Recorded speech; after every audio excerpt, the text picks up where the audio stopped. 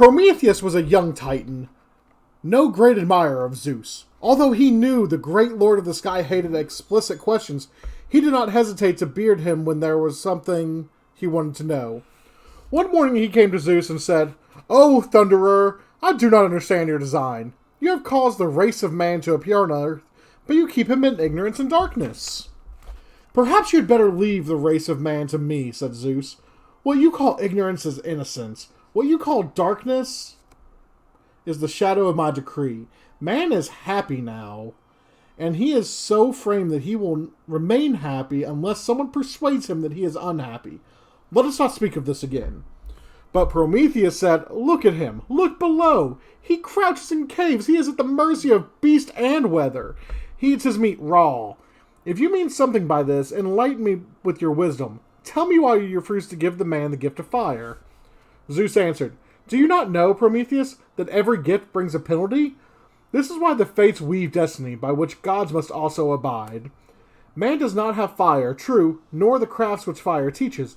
On the other hand, he does not know disease, warfare, old age, or that inward pest called worry. He is happy, I say, happy without fire, and so he shall remain." "Happy as beasts are happy," said Prometheus.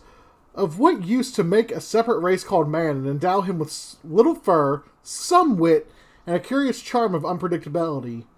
If he must live like this, why separate him from the beast at all?" "He has another quality," said Zeus, "the capacity for worship, an aptitude for admiring our power, being puzzled by our riddles, and amazed by our caprice. That is why he was made. Would not fire and the graces he can put on with fire make him more interesting? More interesting, perhaps, but infinitely more dangerous. For there is this in man, too, a vaunting pride that needs little sustenance to make it swell to a giant size."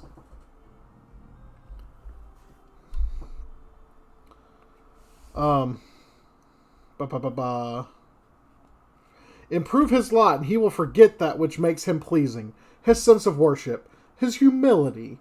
He will grow big and poisoned with pride and fancy himself a god, and before we know it, we shall see him storming Olympus. Enough, Prometheus, I have been patient with you, but do not try me too far. Go now and trouble me no more with your speculations." Prometheus was not satisfied. All that night he lay awake making plans. Then he left his couch at dawn.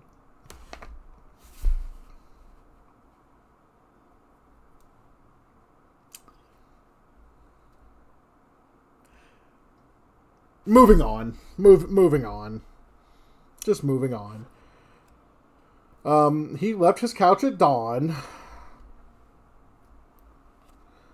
and standing tiptoe on Olympus, stretched his arm to the eastern horizon where the first faint flames of the sun were flickering.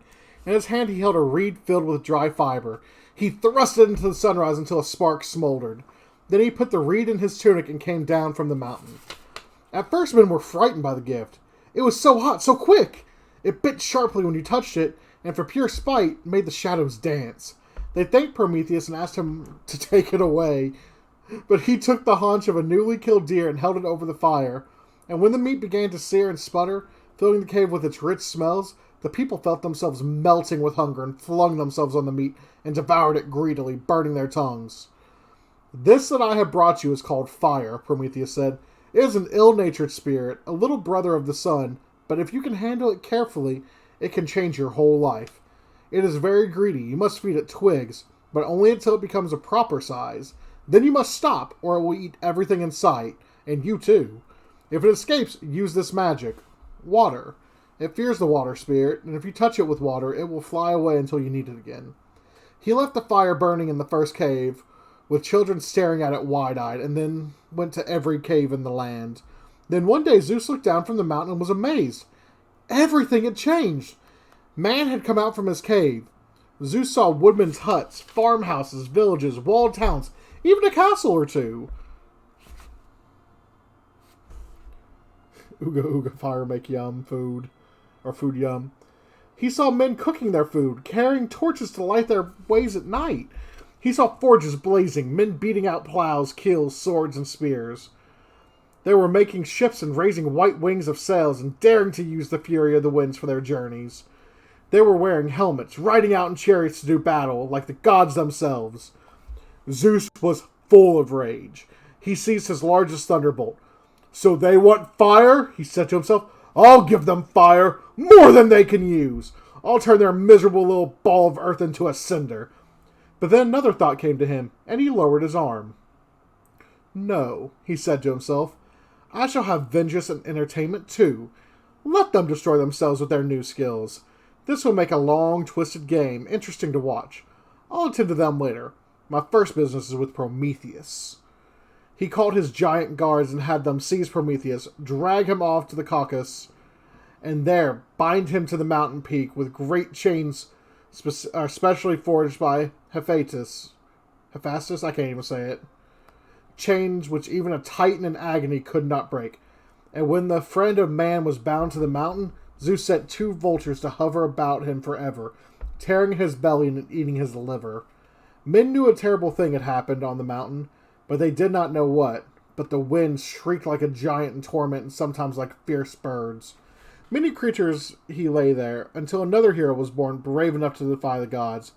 He climbed from the peak in the Caucasus and struck the shackles from the Prometheus and killed the vultures. His name was Heracles.